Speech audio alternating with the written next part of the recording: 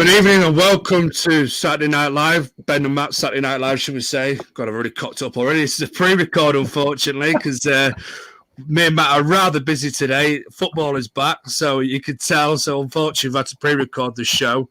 How are we doing today, Matt? Yeah, very well, pal. Like you say, just excited, I think. Football's back, I think this is the first competitive game that I'll be attending today over at FC United Women. They're playing for a trophy, so it's like a little cup final, and then the league starts for them next week. Obviously you're at the men's, and this, I think, is this the fight? Yeah, it will be. This will be the final pre-season game because obviously Premier League's back next week. So yeah, just happy with me, pal. I think it's been a long time, hasn't it now, and just everybody's excited. So yeah, feeling positive. How are you doing? Yeah, not bad, mate. Not bad. I feel a lot better now. I've been feeling shitty all week because this second COVID jab, but it took me 4 days to get over it. But I'm all right now, thanks, mate. Good. Yes. Anyway, we'll start off with the goalkeeping situation because we had a couple of bits of news come out. Was it yesterday by the club? Yesterday, yeah. Pretty hell. Yesterday by the club that both Emily Ramsey and Frank Bentley have signed extensions to their contracts. Both have gone out on loan as well at the same time. What do you make of it, pal? I think the loans were needed for both. I think this is something we've discussed before. I think, you think about Rambo, and she was unfortunate that a Sheffield loan got cut short due to COVID. And then obviously after that, she went to West Ham. I think she played one game in the FA Cup that was against a 6-tier side or something, and they won 10-0. So, but other than that, again, that got cut short because all she was doing was training with them because I think they chose their third choice keeper to play rather than Rambo, which I suppose, is weird. But yeah, I think in terms of Rambo, good for her. Hopefully she gets a full season at Birmingham as well. So she should play weekly there. And yeah, just looking forward to seeing what she can do. The club have given her a 2-year deal, which I thought was really interesting because, obviously she's only 20. And then Sophie Bagley's not that much older. I think Sophie Bagley's about 23. So that was interesting that it was 2 years. But I think the good thing about that is it just gives us protection, doesn't it? Because should, we look to make a change and maybe sell her, at least we're covered and she's not going on a free. And probably similar to Fran Bentley, really. Again, went to Blackburn. That was cut short because Emily Ramsey got injured. So we needed Fran back as our second choice. Fran went to Sheffield also, did well. So, yeah, regular game time for her. Bristol City. They also signed another goalkeeper, I think, a couple of days before, Sophie Whitehouse. So that'll be interesting to see whether Fran goes in as first choice or she has to compete. But, yeah, Bristol's not a bad move, Good club, big club in the Championship. That Championship's going to be very competitive. But I think just seeing them both get game time and seeing how they do. I do think, though, going forward, and I was listening to John's Friday Fans Forum yesterday, and he had Andy on, and Andy was sort of saying, out of Sophie, Bagley, Rambo, and Fran, he fully expects probably one of Rambo or Fran to leave next summer, which I thought was interesting considering they've only just signed a new 2-year deal. But then thinking about it, it makes sense because what he did say was, Sophie Bagley's just come in. She's had years worth of experience. She's been involved in the senior Lioness squad. She's been on the bench 3 times. Didn't come on, but she was, she's still part of a travelling squad rather than a training squad.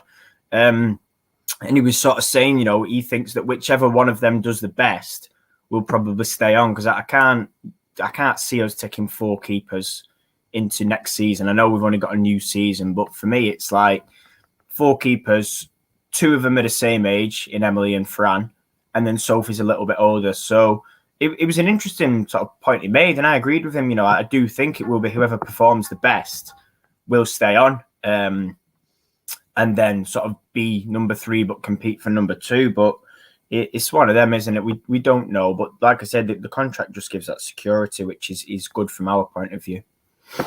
Also, there was discussion on the old WhatsApp there about, obviously, I think Mary Earps is approaching her 30s now.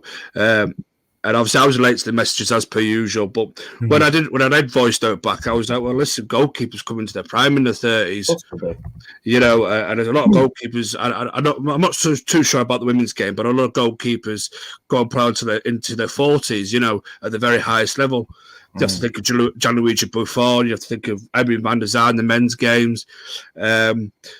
So are we writing off Mary Earps too early? Do you think? Because there's a lot of talk about that, and there's a lot of social media talk saying, "Oh, this could be the end of the start of the end of Mary Earps," And I think that's very disrespectful because for me, she's a really solid goalkeeper, and she's done very little wrong for me.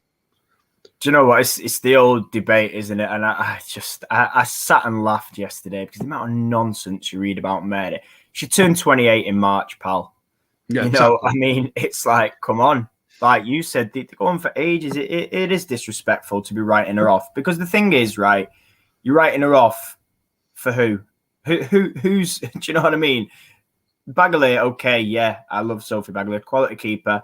She could be number one. Mary could be number one. It's going to be very close. I'm excited to see that. But you can't write Mary off. 28, for God's sake. Just turned 28 as well. Do you know what I mean? But no, listen, it's ridiculous. The thing is, there's far too much hype for me over Ramsey. Far too much hype, People are hyping over what? What have they seen? They've not seen much, Like I said, she barely played at Sheffield. She's played 1 or 2 games for us. She was in that City Conti Cup game. For me, she wasn't that great. People say, "Oh, she saved the penalty." Well done, great. But the distribution was poor. Her passing wasn't great. She was very, very shaky. I think back to the game we saw in Norway, and after 2 minutes, she chucked it in her own net. And I don't mean this as like a criticism, by the way. It's just to sort of go through, each keeper. And, yes, Mary's made mistakes as well. I could sit here and say, well, Mary's done this and Mary's done that, and she's dropped a cross and she's missed this. And, she has. All goalkeepers make mistakes. It's not just me having a dig here at Emily, but, Mary's done it as well. I'm sure Fran's probably dropped 1 or 2 clangers. It happens. Fair enough. It's part of the game. But I think to write Mary off at 28 is just ridiculous. The thing is, if either goalkeeper goes out and does well, for me, they need another loan because they're not even going to be ready to challenge. You're talking about somebody that's, Sophie Bagley's played, like I said, been involved in senior Lionesses squad. She's been the 23s downwards and played all the games. She's been at Birmingham City. She's been at Bristol City. And she's played in the WSL since she was like 18, 19. So you then got Mary, Bristol Academy it was back then. Played Champions League for Wolfsburg. Played for Reading. Numerous experience again. You're not telling me that after 1 season that our 2 young goalkeepers are going to be ready to take that number 1 spot off her. No way. It won't be happening. So, like I say, happy they've both got a loan. They need a second loan. It's great if they play every game this year, but they need a second year and then assess it and then think, well, actually, maybe. Like you said, Mary approaching 30, it would be a prime. And it will be interesting, but I can't. No, you cannot write a goalkeeper off. I'm sorry. At 30, you just can't. That's like writing a forward off because they're coming close to 30. It's just, it doesn't happen. It's ridiculous. I think the time to maybe write a goalkeeper off, if we sat here and Mary was like the age we had Shivy, like 33, 34, 35, then okay, you might say, yeah, well, actually, she's slowing down in her reactions. She's not as agile with her claiming crosses or whatever, or getting down low to save a ball. Fine, but we're talking 28, pal. It's laughable, some of the stuff I read. And for some reason yesterday, we should have been celebrating 2 goalkeepers getting a loan and extended contract. Instead, it turned into a slagging match of Mary yet again. So, yeah, disappointing, but hey-ho. Yeah, just to end it on the keepers, pal. We sat here a good number of times and said both Bentley and Ramsey need season-long loan moves this season to progress and to learn and develop in their game, because sitting on the bench is going to do neither of them any good. Nope. So with Bagley coming in to provide backup to and I'm sure to challenge Mary for that number 1 spot as well, because she's probably closer than any of the keepers to challenging Mary for that number 1 spot. Do you think that that the go to Birmingham, go to Bristol, are they the right clubs for both those goalkeepers, or do we have? Would we have to look a little bit higher than them? Because we all know that the absolute. I was going to say poo show. I'm not going to swear, but the absolute poo show at Birmingham City and Bristol are sort of falling away a little bit as well. So, are they the right moves? Do you think for our goalkeepers to go out and learn, or? I mean, I'll start with Fran. I think Bristol is, and the reason why. I mean, I've seen Bristol obviously pre-Man United, and I think the way they develop young talent. I mean, that's how it's run. It's kind of like, I mean, I can't even think of a men's example, but basically they develop young talent and sell it on, and that's their model, and that's how they keep going, which is fine. That's great, but I think over the years they've had, Lauren Hemp. Okay, yes, she's at City, and people may not like her, but it's one of them. Broke into the England team age 19. Amy Palmer, gone back there now. Again, young player, very good. Poppy Pattinson, again, England international fullback at Everton. The list goes on, and I think they have a very good knack of developing young players, and these players do get that game time and the confidence. Now, yes, they got relegated, but I think Fran wasn't part of that. So they're going in fresh, different environment, different set of players. Well, I say different set of players, not massively, but there's about 4 or 5 left. So I think if Fran becomes the number one and beats this other keeper sort of to that number one spot, then I think that's a good move for her. I really do. Personally, like I said, the track record of developing youth over the past 4, 5, 6 years is very good. So for me, you probably couldn't get a better place. Obviously, like I mentioned, she was at Blackburn. And sort of no disrespect to Blackburn, because I love that club, because obviously I used to go there when Tooney was, playing. But I think she needed a challenge sort of towards the top end of the league. And I think, Bristol are going to be in the top 4 for me. I don't think they'll go up unless they pull an absolute miracle off. But again, they're going to be competing near the top, which will work wonders for Fran and work wonders for confidence. Now, on the flip side with Rambo, you talk about the sort of shambles at Birmingham.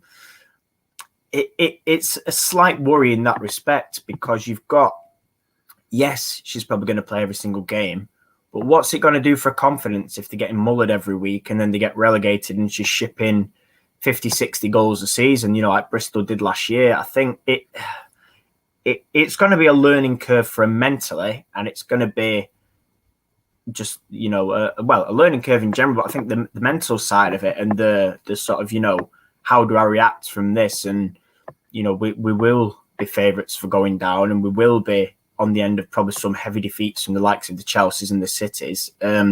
What does that do for your confidence? So I think she'll probably take away quite a lot from it, but I do worry because of that situation. Listen, if we're sitting here and it was maybe, I don't know, a Villa or a Brighton or a Spurs, I wouldn't be as concerned, because I think, they're unlikely to go down, any of them lot. But it's interesting because obviously she didn't get in at West Ham, so obviously she's gone to Birmingham, who are worse than West Ham. So she should technically, I know it's not guaranteed, but should technically get games there. But for me, it was just interesting because, again, I link back to something that Andy said yesterday, and he was sort of saying, if Rambo, and it's linking back to Mary, if Rambo was good enough to challenge Mary, she'd have done it by now, and she'd have done it last year. And the fact that Casey decided to go out and sign a new, I don't want to say number 2, because for me, Sophie's more than capable of being number 1, but a new goalkeeper, let's say. Casey's obviously gone out and decided that Rambo needs either experience or she's not ready, which I agree is spot on. So for people to sort of be criticising Mary, it's a bit disrespectful. But hopefully, like I say, this loan move, won't be too chaotic with everything going on at Birmingham. And hopefully she can just, have a good season, show what she can do. Absolutely, mate. Absolutely. Moving on then, mate. As it does say on the bar below there, we're one of only 4 clubs that have, over the last course of the year, have sort of made a bit of a profit, pal, in terms of the WSL. Yeah. Which actually surprised me, because I thought we actually would have made a loss, to be fair, the way that you'd read it from certain articles and that, and the way the things have been for Casey and the way things have gone in the past, what do you make of that, though? Because that's really surprised me, when you sort of linked me in the tweet, and I looked at it and went, wow. No, do you know what? I was exactly the same. I was shocked. I thought a profit. I was like, that's not right. But then, do you know what? It got me thinking. I had a conversation with someone, and they were like, I don't know why you're surprised, because that's typical Glazers trying to make money and penny pinching, and look at the reasons why Casey left due to finances. So it was kind of, that made me think then, but I was exactly the same. She was like, a profit. I was like, never know, because obviously, like I said, I've been watching, since 14, 15, and I've never, ever known many clubs to make a profit there might have been the odd few, but it's very rare in the women's game that clubs make a profit because they're heavily subsidised by the men's team. They're not financially sustainable themselves. If the men's team pulled away funding, you'd see a team struggling. And it's only linking back to sort of Yeovil when they had the financial problems, were in the WSL, and the men's team, I think at the time, was sort of League Two and struggling. And I think the men's team withdrew funding, and that put the ladies' team in administration, and subsequently not relegated one league but two leagues. So it does become difficult. And I link back to when we had Lee Birch on, and he was sort of talking about London Bees, and obviously they were linked with Barnet men's team, who obviously got relegated. And then he was talking about the Hive, the need for people to use those facilities to generate money. And in the end, again, it's killed them, and they've got relegated into the third tier. So it was surprising to see a profit, especially being one of four as well. Four for me, I mean, that's like, it's a quarter of the league that's made a profit, which again is bizarre. But then reading down on the article, you can, in a little way, see why, with obviously, the rebranded and sponsor of Barclays of the league, the TV deal that's coming into play, the World Cup in 2019 for me really boosted the game. So sponsorships and things, commercial opportunities, advertising, sponsors, things like that. It can all play a part. But yeah, just to sort of wrap up that question, I was was quite surprised. Well, I had to do a double take, mate. I had to read it 2 or 3 times to make sure that I've got it right. But speaking about the new TV deal with Sky and with BBC sort of jointly going on a joint event, I know the Sky are having the majority of the fixtures and everything, pumping the majority of the money in. Do you expect more clubs in the future then to be announcing that they made a profit going forward? When we get into the likes of maybe 6, 7, 8 clubs in the WSL, or do you think it would just be the big main sort of top 4, top 5? The likes of United, City, Chelsea.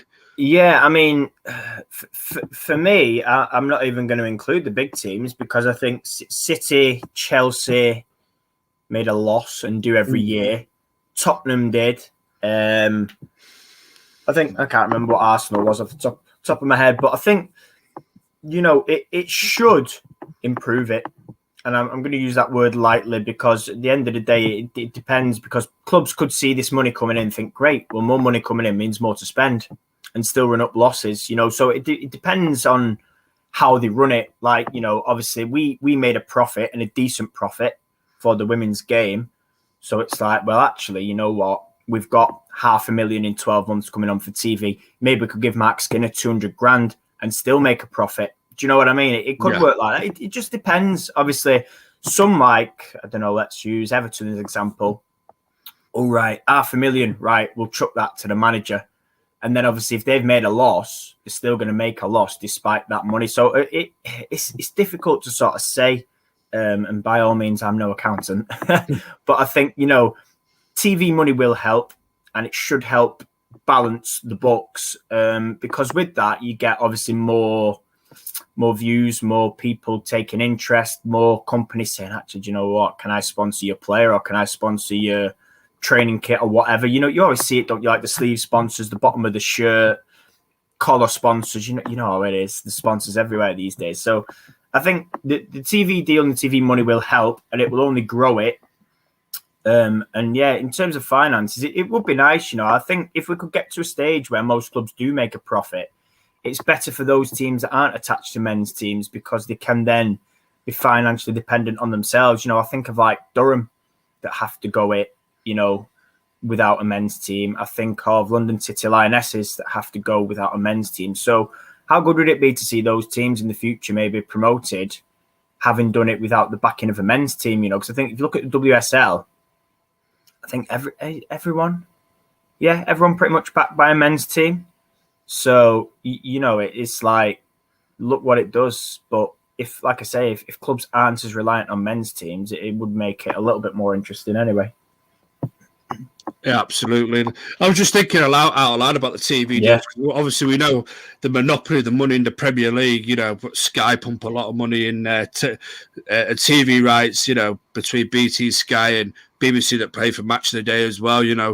the money in the men's game, as we know, is ridiculous. So from the TV aspect, so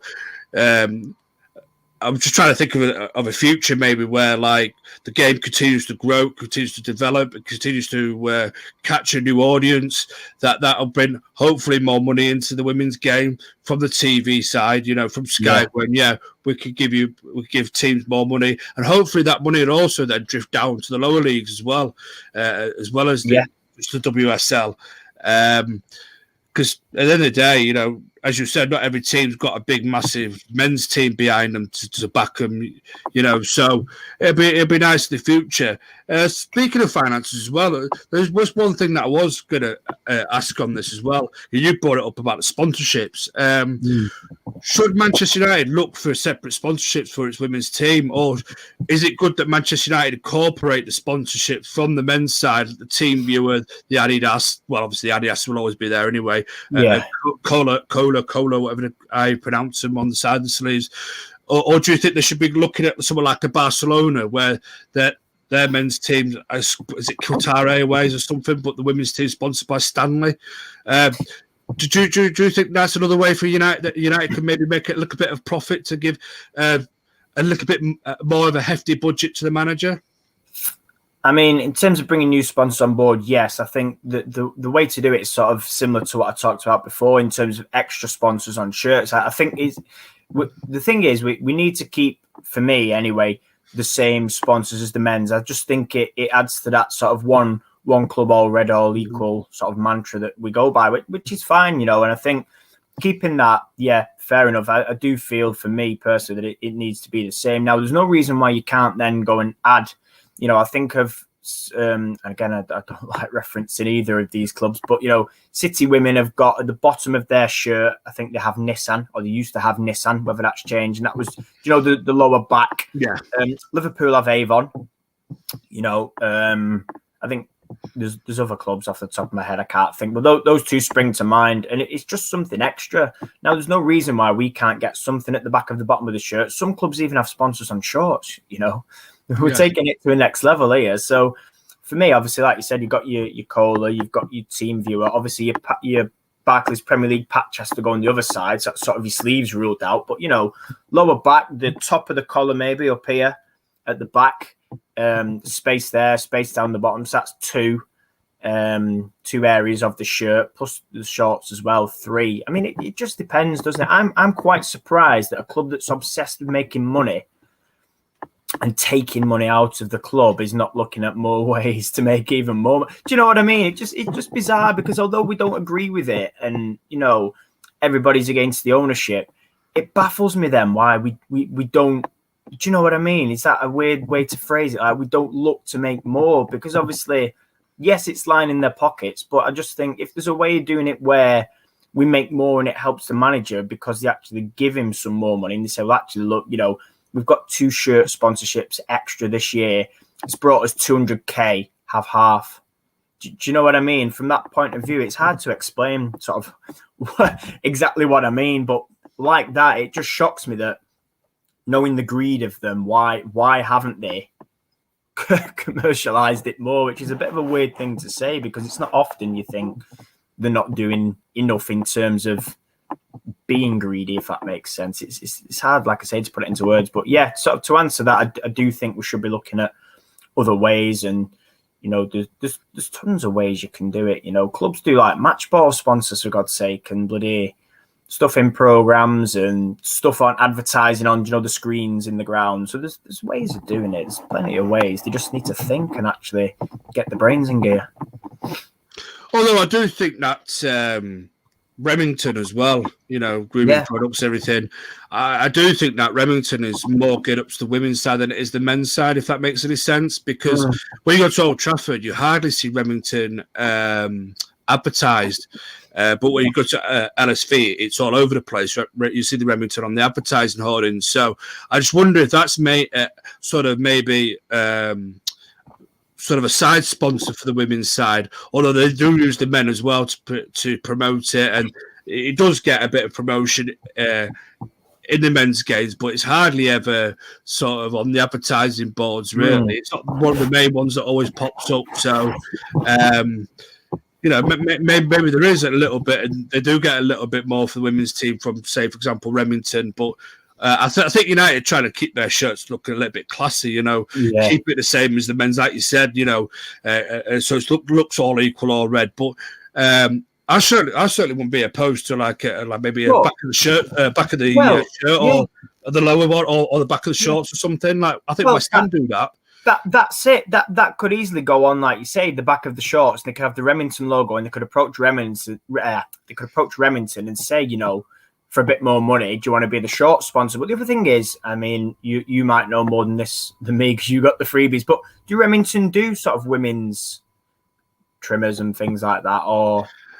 Without getting into the finer details. They do all the hair dryers and the straighteners and everything. I've seen them out in Trafford. And obviously you've got the males grooming stuff like. Yeah, I knew that. That. So they could potentially then sort of really push the women's, like you say, hair dryers, straighteners and whatever else they do. Like, styling and trimming kits. We'll not go into too much there. And then say, listen, we really want to push the women's part of your business. We'll stick it on. Stick it on the shorts, but it's certainly interesting, with you saying there, obviously you don't see it much at Old Trafford and you become aware, because again, I don't go to Old Trafford often, but it's like, I've noticed how dominant and relevant it becomes in the women's game, more so than, like you say, at Old Trafford, which is, it's really interesting. Don't get me wrong, I'm not saying they don't advertise Remington, but you see it every now and then, but it's not one of the prominent ones that are always flashing around the electronic advertising hoardings, but it is very more prominent at the women's games, at least Sports Village. So I was just trying to think out loud. Maybe Remington got some sort of a deal with the women's side more than the men's side, even though they sort of incorporate both of them. But again, only speculation, mate. Yeah, well, it's interesting because I'm thinking back, and I'm going to link it back to finance. Looking at those stats for revenue. Actually, we're not actually that good. We've made a profit this year, but the revenue, Chelsea was 3.8 million. Arsenal were next with 3.7. You had Man City with 2.8, and then we were 1.7 along with Everton and Liverpool. Now, if you think Liverpool got relegated and they're bringing in the same amount of revenue, it does say that obviously it was partly dependent on how much sort of the parent company, aka the men's side, share with that women's. Like you're saying, with the Remington is a perfect example, and that's why I've gone on to this. It depends how much Remington give the women's side. But were you maybe surprised at that? Because obviously I think of Everton and Liverpool, and I just think that the miles, I mean, maybe not so Everton, they were miles behind, but Liverpool are certainly miles behind our women's team. Everton are behind, but they've closed the gap a little bit just because of our own ownership shambles that's going on. But are you surprised that it was maybe only 1.7? Because I think about the Preston Heath shirt sales and everything else. Are you surprised like me at how low that actually was? Yeah, but is it something to maybe do with the pandemic as well? We know match revenue income coming in, no ticket sales. Yeah, that's it.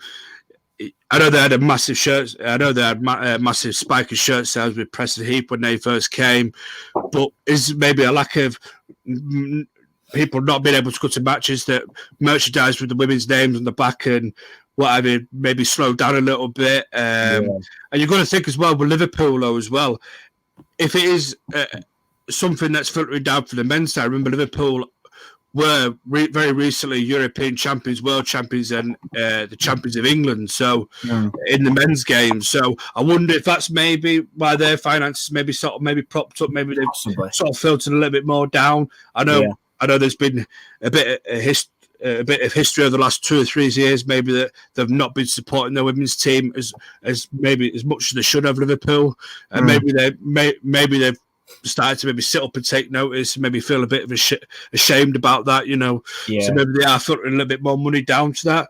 That's the only thing that I can think of, because without match going revenue as well, Liverpool and Everton matching us. I mean, Everton, as you said, is not so much of a surprise because they're thereabouts with us in terms of maybe league positions wise. They're not that far off us.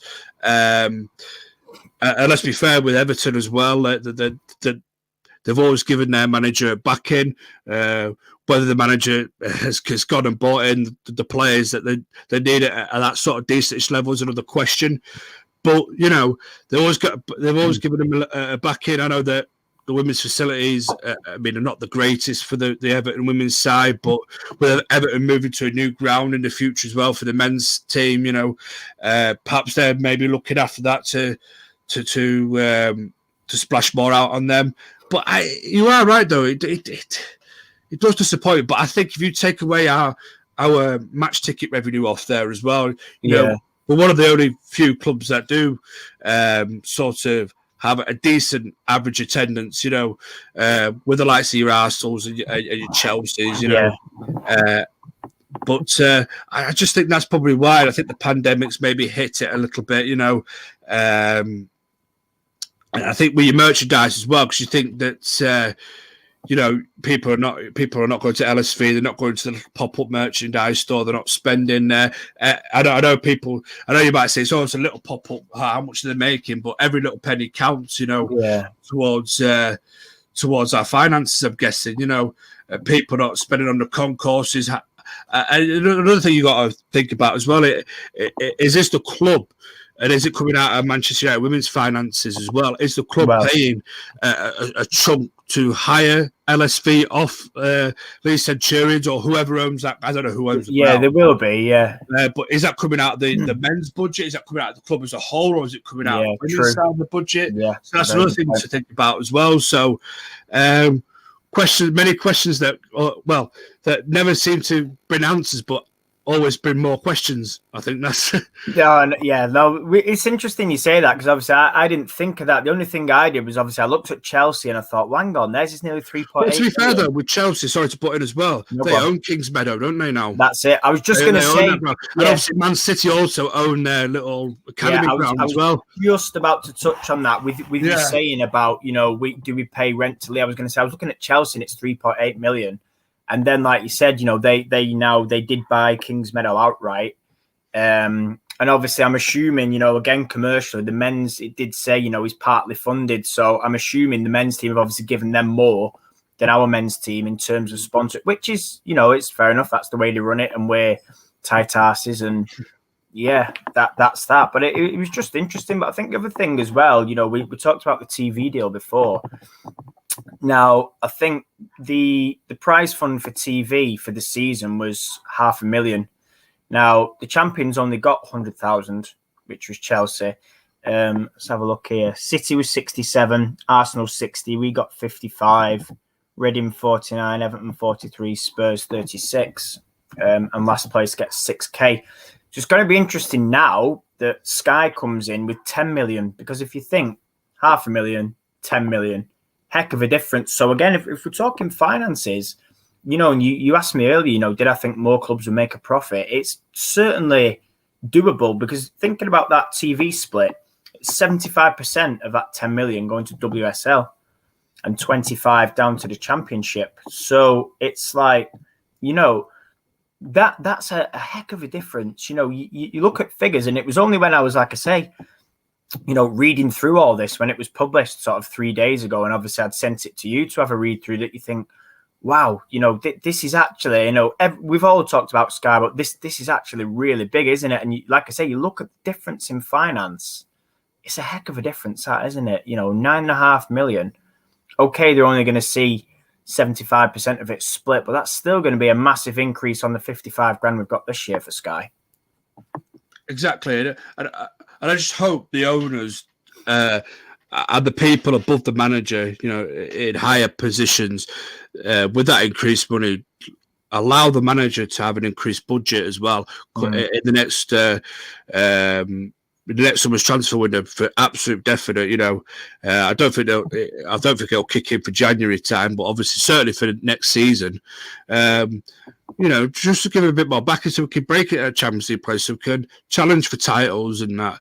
And we're not having the manager's not having to feel a frustration that Casey Stoney had to feel, banging down the door every 5 minutes, asking for stuff. So I'm just hoping United will invest this extra bit of money that they get, an extra large chunk of money that they're going to get, wisely, and put it back into the women's side, and not just pocket it, if you know what I mean. But like you say, with our owners, you just never know. You just never know, pal. Yeah.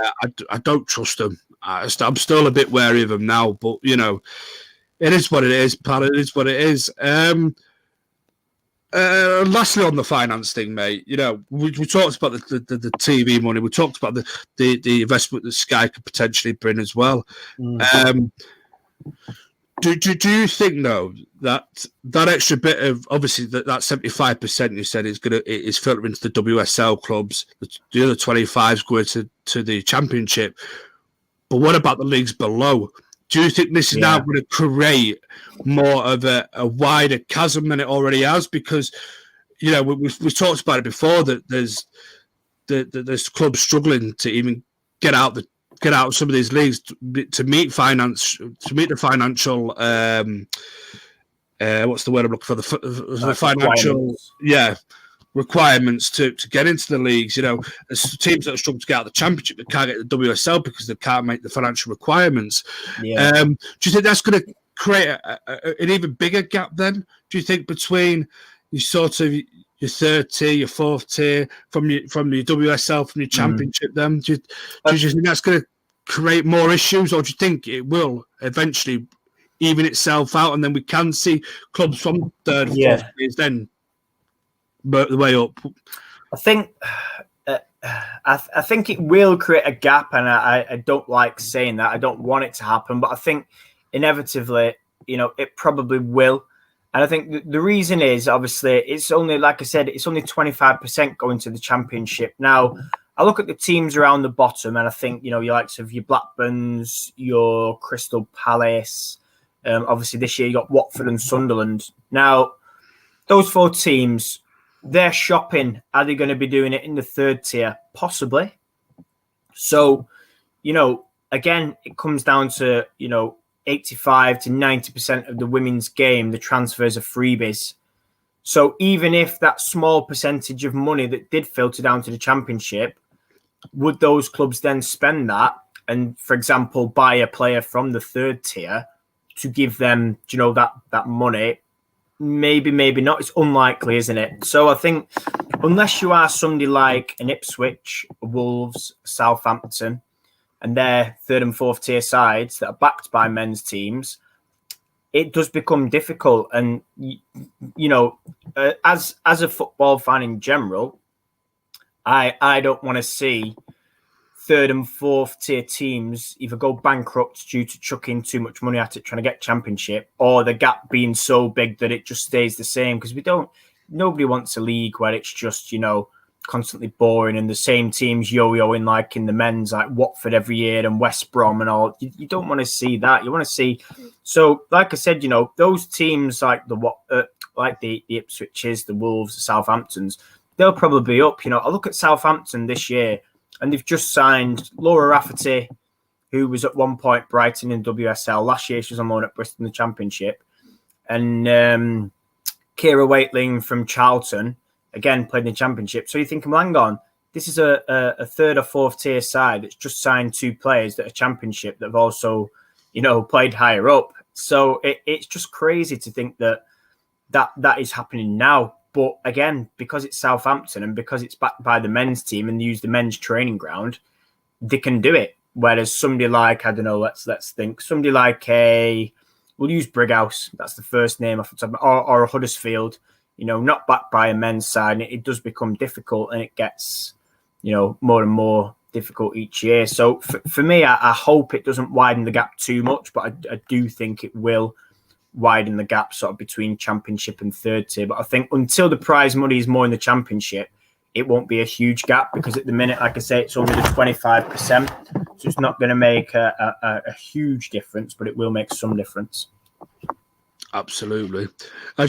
Anyway, we'll move it on because I know time's running short because we're on a pre-record. But we also going to tie this in from one of our previous shows about COVID passports and taking tests to get into football grounds. Obviously, EFL returned last night. I think was it I can't remember who it was now. Bournemouth and I can't remember Bournemouth and somebody anyway. Basically, you put in a message yesterday about some of the EFL teams are making fans do tests beforehand. And and not forcing them to be vaccinated, which is good. At the minute, I don't know where the Premier League is standing. I've not heard nothing from Manchester United with a week to go for the Premier League season. At the minute, for today's game at Old Trafford against Everton, pre-season friendly, I don't have to prove anything. I don't have to take a test. I don't have to prove that I'm double vaccinated yet. So I have no idea what's going on there. Is this the right way to be going, though, Matt? From the EFL clubs, is it the right way to go and just say, listen, if you can prove that you've had a negative test result, you're more than welcome to come in, rather than saying, oh, you must prove that you're double vaccinated, you must have this COVID passport. Is that the right way to go about it? Or because we know come September, October time, late September, early October time, the government are probably going to force this COVID passport business to be rolled out, whether it be in clubs, and then capacity is larger than 20,000, which that'll be Old Trafford. That'll be some of the championship grounds as well are over 20,000. So what's your senses now on the EFL? Some EFL clubs saying prove that you've had a negative test instead of having 2 jabs. No, like I said to you yesterday, I think it's good. The first thing I saw was Bolton were doing it. You mentioned the EFL being back, and they put something out, and it basically said, in order to get in, we want you to take, a test, and that was everyone. So the first thing I thought was, that's not bad, because it doesn't discriminate. Yes, people can prove that they're double vaccinated, but for those that aren't, they might be, I don't know, maybe a little bit embarrassed, or they may not even be bothered at all. But it's one of them. It's better because everybody's doing it and everybody's treated the same way. So they're not saying, oh, well, you've had it, come in, and you've not tough. They're saying, well, listen, they've set up tents, and they've got the arena, the tennis centre across the way, and they're saying, look, come down early. Everybody that's coming in will take a test, and then all you've got to do is show it when you're going in, and I think as long as they've got enough tents and people aren't getting in late, great. And I've seen other clubs, I can't think off the top of my head, but there was about 4 or 5 clubs, and they basically said, look, the way to do it is you'll wear masks when you're in the bit, you get your food and your beer and walking around, because it's like indoors and everybody's like crammed in. And when you're in the stand, obviously you don't need one, but everybody will. And I think that's the way to do it, because the thing that everybody keeps forgetting is, we're saying about these passports and jabs, but double jabs still don't prevent transmission. No. So you could still turn up to a game, if we use you for an example, because you mentioned you had your second one. Okay. You could have it now. You could turn up to Old Trafford later. You wouldn't know, because you could be no symptoms, and then you could pass it on. Whereas this way, for me, okay, tests aren't 100% accurate, but I think it was like 99.5 or 6. Everybody does that, and then at least So at least they've not been in the ground. They've gone to one of these tents and been like, all right, God, I've got it. And it's not as it's bad, but it's not as bad as being with thousands of others. Do you know what I mean? Which is obviously how it goes on. So I think for me, it's the right way forward. The tests are free anyway. There's no excuse then, and the test can pick up if you've got symptoms, if you've got no symptoms, as well as symptoms. So for me, that's the safest and fairest way, and I think it's the way that doesn't discriminate. I think of people that have maybe only had one jab that may not get the next one till September, October, November time if they've had it recently, because is it a 3-month gap or 2-month gap? I think of ones that medically can't have it, and then people that simply just don't want it. I think. And I talked back again. I did this, it links back to what they did at Wimbledon. They said basically Wimbledon, prove that you've had it, like double vaccination, or take a test. And there was more people, even though they'd had it, was taking a test as well, just to prove that they were still. Do you know what I mean? Because like I say, they could have had it and not know they've got it. So I think for me that the fairest way, and certainly the safest way, is to do that, and say, well, listen, everybody's going to take one, regardless of whether you've had 1 jab, 2 jab, no jabs, refused it or whatever, and then come in. And I think for me that was a far. And I think over the 2 weeks in Wimbledon there was not one positive case.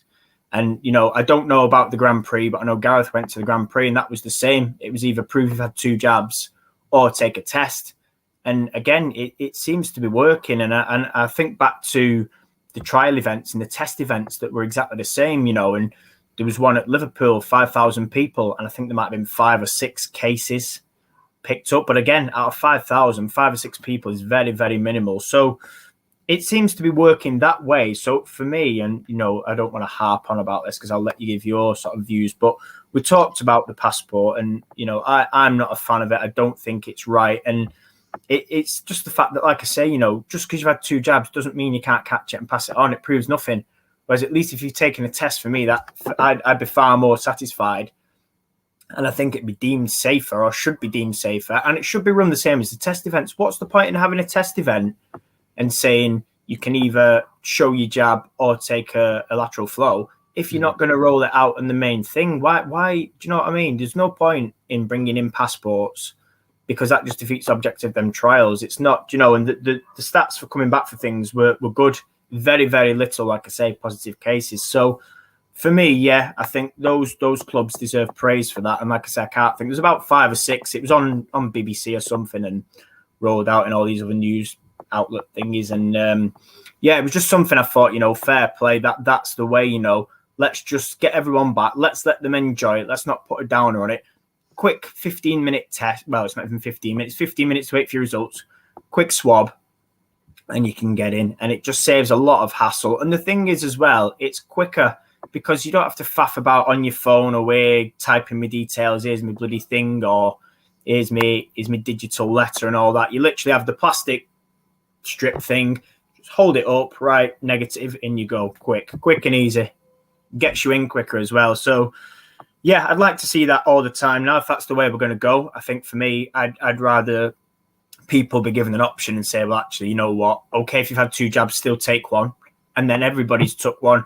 Everybody's treated the same, and it's fair. But yeah, I'll let you offer your thoughts, because you might say different. Yeah. But that's just, like I say, it's just one of them. I think it's got to be done fairly. Yeah, absolutely. But I know we've only got a few minutes left of this pre-record. But what I will say is that just had a tweet from Manchester United Matchday, which is the Man United's official Matchday account. And all they're saying is, for those attending today's game, please consider downloading the NHS COVID-19 app onto your smartphone, and you'll be prompted to use the tracker checker thing. Yeah. That's all I say for today's game at the minute. And I'm with you, mate. I don't get the big fuss about the passports. I am double jabbed, but I'll happily still take a test. Yeah. As you said, takes 15-20 minutes to get your results. What's that? You could do it at home, and then you could prove to it on your phone as well. Yeah, absolutely. But yeah, we'll have to wait and see what the government say come end of September, early October time. See what the actual legal requirement is. But at the minute, I've heard nothing. With a week to go, I've heard nothing. All this big Premier League spiel coming out saying they're going to do it from the start of the season. No. I can't see it taking off, to be fair. I think there's that much of a backlash. I can't. But it's like you said, this is another thing they said, if you're not taking it at the ground, take it before you come. So the requirement is, when you have that text, it's got to be from that day. So let's say I was attending, I don't know, Accrington Stanley today, and they were doing it, is that some events, they said 48 hours or 28 hours before. Yeah. This one has to be on the day. So they're either saying do it at the ground or do it of the morning. So, like, for example, I could do one now. My text would be dated today, and then you turn it to the ground in a couple of hours. So I agree with you, what you said there. Take it on the day or at home, or take one at the ground. But sorry to jump in on that. Yeah, you're right, mate. Absolutely. I'm totally with you, mate. You know what we are. We'll have to wrap it up there, because we've only got a limited time on pre-records, unfortunately, compared to live shows. But Matt, just really quickly, if you could squeeze it in.